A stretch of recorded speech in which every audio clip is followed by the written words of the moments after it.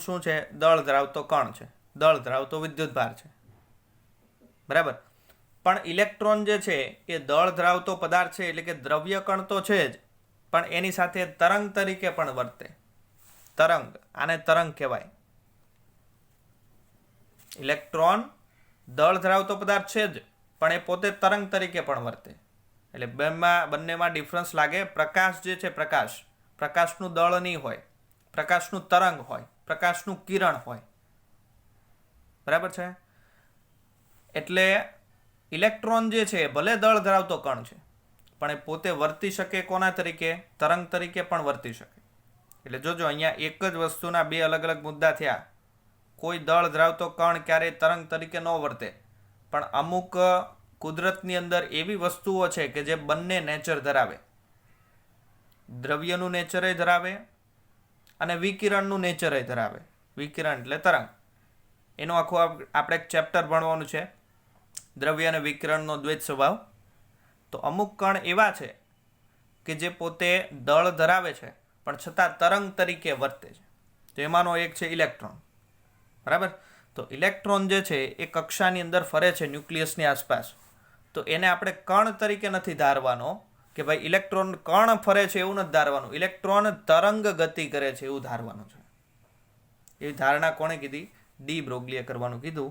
એટલે ડી બ્રોગલીએ એવું અધિતર્ક આપ્યો કે ઇલેક્ટ્રોન જે છે એ પોતે દ્રવ્ય કણ છે, પણ છતાં એ તરંગની પ્રકૃતિ ધરાવે છે. એટલે તરંગની માફક પણ પસાર થઈ શકે છે, બરાબર. અને એ કક્ષાની અંદર તરંગની જેમ ફરતો હોય, બરાબર. હવે તરંગની વાત કરીએ તો 11મા ધોરણમાં છેલ્લું ચેપ્ટર આવ્યું તરંગો.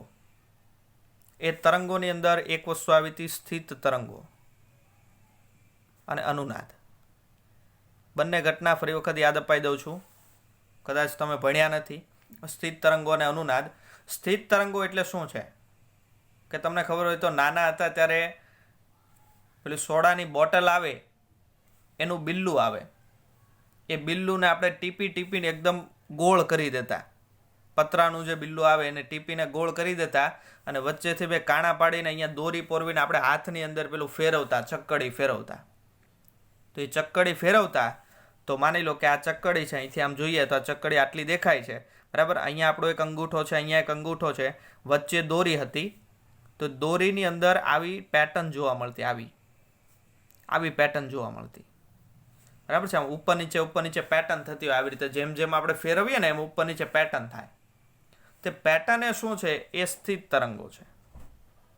એક પ્રકારના તરંગો છે. દોરી જે છે, દોરી એની અંદર તરંગ પસાર થાય છે આવું, પણ એ આવું તરંગ નથી, એ સ્થિત તરંગ છે. હવે આ તરંગને સ્થિત તરંગમાં ફરક શું?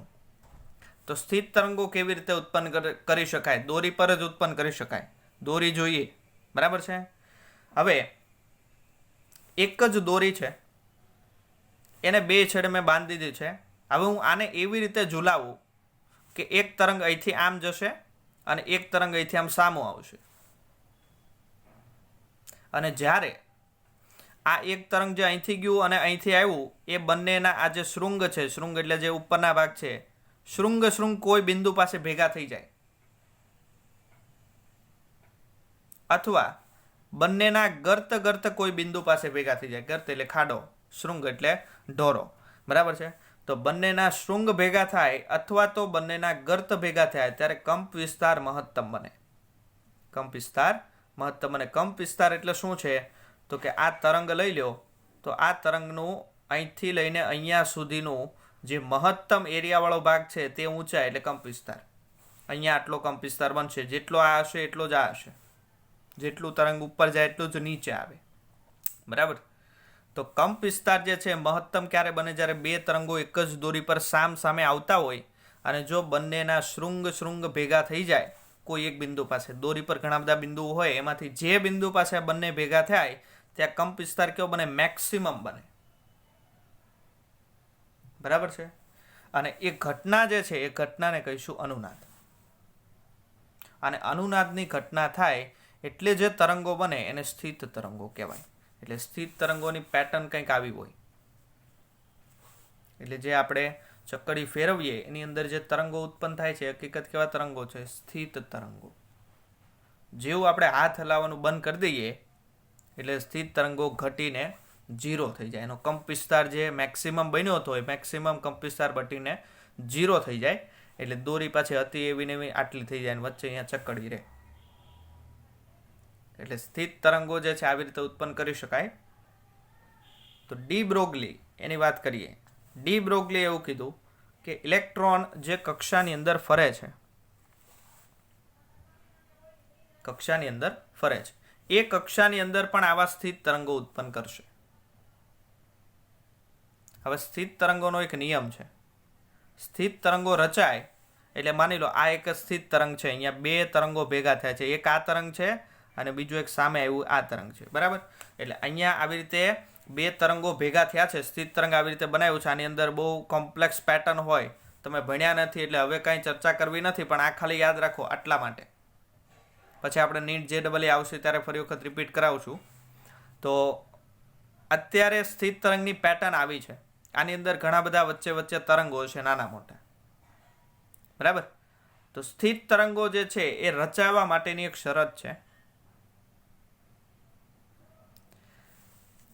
2πr = n લેમ્બડા હોવું જોઈએ, તો જ સ્થિત તરંગ બને. 2πr = n lambda. 2πr એટલે શું છે? 2πr એટલે વર્તુળનો પરિઘ, અને n એટલે 1 2 3 up to n સંખ્યા છે, અને લેમ્બડા એટલે તરંગ લંબાઈ. 2πr = n લેમ્બડા સ્થિત તરંગ રચાવવા માટેની શરત છે. હવે આ શરતને આપણે ડિટેલમાં સમજીએ કે સ્થિત તરંગ દોરી પર ક્યારે રચાય કે જ્યારે દોરી પર તરંગ આમ જાય અથવા તો પાછું આવે, તો એ દરમિયાન એણે કાપેલું જે અંતર છે એ n લેમ્બડા જેટલું હોય તો જ સ્થિત તરંગ રચાય. શું કીધું? સ્થિત તરંગ રચાવવા માટેની શરત કે જ્યારે તરંગ અહીંથી આમ જતું હોય અથવા તો અહીંથી એક પાછું આવતું તરંગ હોય, તો એણે કાપેલું જે અંતર છે એ કેટલું હોવું જોઈએ? n લેમ્બડા જેટલું હોવું જોઈએ. જે n બરાબર 1 2 3 up to n, મતલબ કે કાપેલું અંતર n બરાબર 1 મૂકો તો લેમ્બડા હોય, અથવા તો 2 લેમ્બડા હોય કે 3 લેમ્બડા હોય, 4 લેમ્બડા હોય. જો આટલા અંતર કાપે તો જ એની અંદર સ્થિત તરંગો રચાશે. એટલે સિમ્પલ ભાષામાં કહેવાય કે બે અંગૂઠા જે છે, બે અંગૂઠા એની વચ્ચેનું અંતર કાં તો લેમ્બડા હોવું જોઈએ, કાં તો 2 લેમ્બડા, કાં તો 3 લેમ્બડા, કાં તો 4 લેમ્બડા, આવી રીતે હોય તો જ અહીંયા પેટર્ન ઉત્પન્ન થશે. જો આના કરતાં કંઈક અલગ અંતર હશે, કે માની લો લેમ્બડાની જગ્યાએ 0.9 લેમ્બડા હશે, અથવા તો 1.5 લેમ્બડા હશે, અથવા તો 2.7 લેમ્બડા હશે, તો આવું અંતર માટે ક્યારેય સ્થિત તરંગો બને નહીં. લેમ્બડાના પૂર્ણ ગુણાંક જેટલું અંતર હોય, એટલે લેમ્બડાને આપણે 1 2 3 4 5 વડે ગુણીએ એટલું અંતર હોય તો જ સ્થિત તરંગો રચાય. તો અહીંયા ઇલેક્ટ્રોન જે કક્ષાની અંદર ફરે છે એ કેવા સ્વરૂપે ફરે છે? તરંગ સ્વરૂપે. તરંગ સ્વરૂપે ફરે છે એટલે એ પોતે સ્થિત તરંગો ઉત્પન્ન કરશે. એટલે ઇલેક્ટ્રોન જે કક્ષામાં ફરે છે, એટલે ઇલેક્ટ્રોને કાપેલું અંતર, માની લો કે n નંબરની કક્ષામાં ઇલેક્ટ્રોન ફરે છે. કેટલા નંબરની? આ n નંબરની કક્ષામાં ઇલેક્ટ્રોન ફરે છે, તો એની ત્રિજ્યા કેટલી થાય? Rn જેટલી થશે. તો Rn ત્રિજ્યાની કક્ષામાં ઇલેક્ટ્રોન ફરે છે, તો એને એક ચક્કર પૂરું કરવા માટે કેટલું અંતર કાપવું પડે? 2πrn, વર્તુળના પરિઘ જેટલું. તો આ જે અંતર છે એને સ્થિત તરંગો બનાવવા માટે કેટલું રાખવું પડે? n લેમ્બડા જેટલું રાખવું પડશે. ઓકે, તો 2πrn = n લેમ્બડા. જો આ શરતનું પાલન થાય તો જ ઇલેક્ટ્રોન કક્ષાની અંદર સ્થિત તરંગ ઉત્પન્ન કરી શકે, નહીતર આવા તરંગો બનશે નહીં. ડી બ્રોગલી આવી વાત કરી. 2πrn = n lambda. ચલો, એટલે ઇલેક્ટ્રોન જે છે એ કક્ષાની અંદર ફરે તો કંઈક આવી આકૃતિ બનશે. આ કેન્દ્ર છે, કક્ષા છે, આવી રીતે ફરશે નહીં. એ શું કરશે? આવા સ્થિત તરંગો બનાવશે. એટલે જોજો, તરંગો કંઈક આવા બનશે. આ એક સ્થિત તરંગ બન્યું, આ બીજું સ્થિત તરંગ બન્યું, આ ત્રીજું સ્થિત તરંગ બન્યું, આ ચોથું સ્થિત તરંગ બન્યું. અહીંયા કમ્પ્લીટ થાય. તો અહીંયા તમે જોઈ શકો છો કે અહીંયા n બરાબર કેટલા લીધા છે? 4. કારણ કે 4 તરંગો બન્યા. આ એક આખું તરંગ કહેવાય, આ બીજું તરંગ, આ ત્રીજું તરંગ ને ચોથું તરંગ. તો જો આ પ્રકારની આકૃતિ બને તો જ ઇલેક્ટ્રોનિક કક્ષામાં ભ્રમણ કરી શકે. જો હું આવી આકૃતિ બનાવું છું,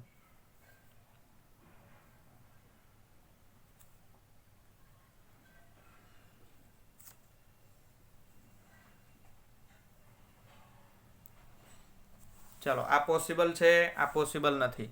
કેમ? કારણ કે જો આ એક તરંગ બન્યું, આ બીજું તરંગ બન્યું, આ ત્રીજું તરંગ બન્યું, પણ ચોથું અડધું બન્યું ને, બરાબર.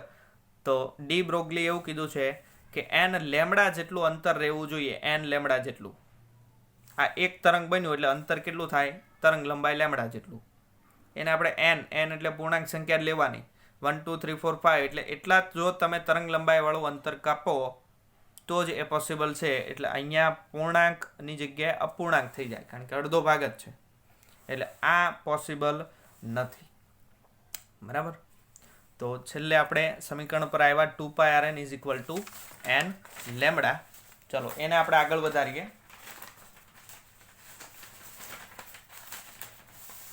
તો 2πrn is equal to n lambda. આ શરત છે, તરંગની કક્ષાની અંદર ફરવાની શરત છે. 2πrn is equal to n lambda. ડી બ્રોગલીએ બીજું એક સમીકરણ આપ્યું જે આપણે આની પછીના ચેપ્ટરમાં ભણવાનું છે. તરંગ લંબાઈ લેમડા માટેનું સમીકરણ આપ્યું h/p. Lambda is equal two h/p. h પ્લાન્કનો અચળાંક અને p એટલે રેખીય વેગમાન. તો વેગમાન જે છે એની જગ્યાએ આપણે દળ ગુણ્યા વેગ લખી શકાય, mv લખી શકાય. એટલે તરંગ લંબાઈનું સમીકરણ શું મળ્યું? h/mp. પણ nમી કક્ષામાં ઇલેક્ટ્રોન ફરતો હોય તો વેગ એનો કેટલો હોય? vn. તો તરંગ લંબાઈ કેટલી? Lambda is equal two h/mvn. આ લેમડા જે છે એ સમીકરણ તમે અહીંયા મૂકી દો તો 2πrn is equal two n into h/mvn. આવું સમીકરણ બન્યું. ચાલો હવે આની અંદર આ mvn છે એને આ સાઈડ લઈ જાઓ એટલે ઉપર ચડી જાય, અને 2π જે છે એને નીચે લઈ જાઓ તો સમીકરણ શું બને? અહીંયા શું વધે? mvnrn ઇઝ ઇક્વલ ટુ અહીંયા શું વધે? nh/2π. ચલો આ જાણીતું લાગે છે, આને શું કહી શકાય? કોણીય વેગમાન L કહી શકાય. તો કોણીય વેગમાન જુઓ, સમીકરણ શું આવ્યું? mvnrn is equal two nh/2π. બોહરનો બીજો અધિતર્ક સાબિત થઈ ગયો. તો સાબિતી કોણે આપી? ડી બ્રોગલીએ. અહીંયા સુધી આપણે લખવાનું છે. તો આ સમીકરણ પરથી શું કહી શકાય કે nમી કક્ષામાં ઇલેક્ટ્રોન ભ્રમણ કરતો હોય તેનું કોણીય વેગમાન કેવું હોય? ક્વોન્ટાઇઝ્ડ હોય. ક્વોન્ટાઇઝ એટલે h/2π ના પૂર્ણાંક જેટલું હોય છે. તો આ થઈ ગયું સાબિતી બીજા અધિતર્કની. પ્રશ્ન કેવો પૂછાય? પરમાણુમાં ઇલેક્ટ્રોન તરંગ તરીકે વર્તે છે એ માનીને કોણીય વેગમાનનું ક્વોન્ટાઇઝેશન સમજાવો. ઓકે, તો આ જે પ્રશ્ન છે એ તમારે બેઠો કુમારમાંથી લખવાનો છે. 24 નંબરનો પ્રશ્ન છે એટલે આ કુમારમાંથી 24 નંબરનો ક્વેશ્ચન લખવો.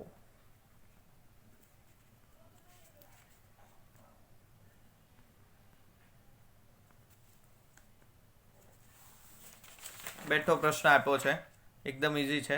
અને ત્યાર પછી છેલ્લી બે વાત કરવાની છે. બોહરનું મોડેલ આપણે ભણ્યા, તો બોહર મોડલની સફળતા શું છે અને બોહર મોડલની મર્યાદા શું છે? બોહર મોડલ છે એ પણ ફાઇનલ સર્વ સ્વીકૃત મોડલ નથી, એની પણ કંઈક મર્યાદાઓ રહેલી છે. તો સૌથી પહેલાં આપણે સફળતાની વાત કરીએ કે બોહર સફળ થયો તો કેવી રીતે સફળ થયો? તો કે એણે હાઇડ્રોજનને પકડી રાખ્યો. જે કાંઈ વાત કરી એ બધી કોને કરી? હાઇડ્રોજનને ધ્યાનમાં રાખીને કરી. એટલે બોહર મોડલની સફળતાનું પહેલું કારણ કે હાઇડ્રોજન પરમાણુની સ્થિરતા અને ઉર્જા, આ બંને વસ્તુ બોહરે સમજાવી દીધી એકદમ સરળતાથી. એટલે સફળતાનું પહેલું કારણ શું છે? હાઇડ્રોજન પરમાણુની સ્થિરતા સમજાવી શક્યો અને હાઇડ્રોજન પરમાણુની અલગ અલગ કક્ષાની ઉર્જા સમજાવી શક્યો. આ પહેલી સફળતા. બીજી સફળતા, ખાલી હાઇડ્રોજન નહીં, હાઇડ્રોજન જેવા પરમાણુઓ જેમ કે helium plus, beryllium plus 3, lithium plus 2, આ બધા જે છે હાઇડ્રોજન જેવા છે. હાઇડ્રોજન નથી પણ હાઇડ્રોજન જેવા છે. કેવી રીતે? જુઓ, હાઇડ્રોજનની વાત કરીએ તો કેન્દ્રમાં એક પ્રોટોન હોય અને એક આજુબાજુ ઇલેક્ટ્રોન ફરતો હોય. હિલિયમ પ્લસ, હિલિયમ એટલે 2 નંબરનું તત્વ, 2 નંબરનું તત્વ છે, પ્લસ છે મતલબ કે એક ઇલેક્ટ્રોન ગુમાવ્યો છે. તો 2 માંથી 1 ઇલેક્ટ્રોન જાય એટલે એની પાસે કેટલા ઇલેક્ટ્રોન બચે? 1. લિથિયમ 3 નંબરનું તત્વ છે, એ 2 ઇલેક્ટ્રોન ગુમાવી દે, +2 છે એટલે એની પાસે કેટલો બચે? 1. બેરિલિયમ 4થા નંબરનું તત્વ, એ 3 ગુમાવી દે તો 1 જ બચે. એટલે આ ત્રણેય જે તત્વ છે એ હાઇડ્રોજન નથી પણ હાઇડ્રોજન જેવા છે. કેવી રીતે? કે ત્રણેય પાસે કેટલા ઇલેક્ટ્રોન છે? 1 1 1 ઇલેક્ટ્રોન છે, બરાબર. તો આ જે આયનો છે He પ્લસ એટલે કે સિંગલી આયોનાઇઝ્ડ હિલિયમ, એકવાર આયન બની ગયો હોય એવો હિલિયમ. લિથિયમ પ્લસ 2 એટલે ડબલી આયોનાઇઝ્ડ લિથિયમ એટલે 2 ઇલેક્ટ્રોન ગુમાવીને આયન બન્યો હોય એવો લિથિયમ. અને બેરેલિયમ પ્લસ 3 એટલે કે ટ્રિપલી આયોનાઇઝ્ડ બેરેલિયમ. આ દરેક માટે બોહરનો જે અધિતર્ક છે, 3 અધિતર્ક, બોહરના જે સમીકરણો છે એ બધા ટોટલી લાગુ પાડી શકાય. એટલે આ એની બીજી સફળતા કે માત્ર હાઇડ્રોજન માટે જ નહીં પણ સિંગલી આયોનાઇઝ્ડ એટલે એકવાર આયન બની ગયેલો He પ્લસ એટલે એક ઇલેક્ટ્રોન ગુમાવેલો He પ્લસ